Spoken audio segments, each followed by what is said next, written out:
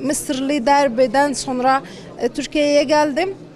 Aslında Müslüman Mısır'da çok problem var. Yani onun evlerinde yaşamıyor. Yani kalmıyor. Eğer kalırsa yani polis alabilir, hapiste gönderebilir. Müslüman şey söylüyor, yani bir şey istemiyor ya da yani kabul etmiyor, hapise gönderiyor.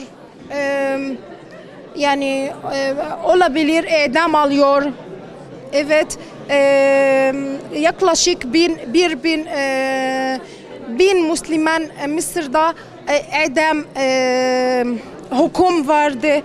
Yaklaşık 20-25 idam oldu. Babam hapiste oldu. 3 ay önce hapiste oldu. Öldü. O 69 yaşında ve o hoca oldu ve hiçbir şey yapmadı. Bir gün evime gitti ve babam aldı. Babam bir hafta sonra öldü. Çünkü yani mahkeme ona beraat verdi. Anladınız mı? Beraat, yani hiç şey yapmadı. Devlet istemiyor. Ona yani affetmiyor. Ve hapiste kaldı ve sonra öldü. Yani hasta oldu ve onlar ilaç vermiyor ve yani hastaneye evet, kabul etmiyor. Tamam.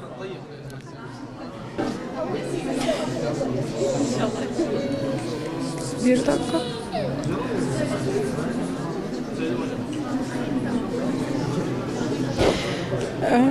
Durum Mısır'da nasıl? Çünkü eğer insanlar başka ülkede Mısırlı durumu bilirken onun başkanı yani stres yapabilir.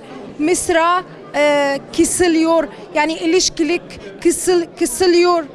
Bu durumda yani Sisi'ye yani zarar olabilir. Zarar, yani anladınız mı?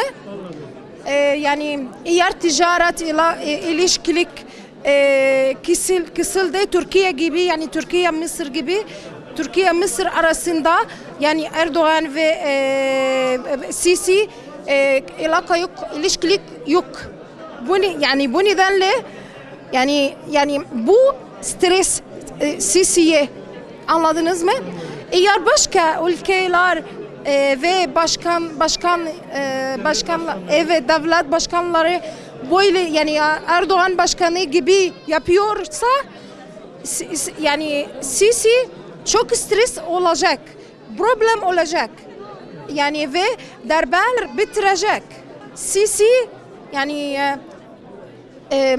öldürüyor, tersiz. Yani anladınız mı? Ve yani insanlar Mısır'da çok insanlar ekonomi stres var, yani normal insanlar çok problem var. Yani ve sadece Müslüman değil, yani ama Müslüman çok problem var. Yani çok zulüm var.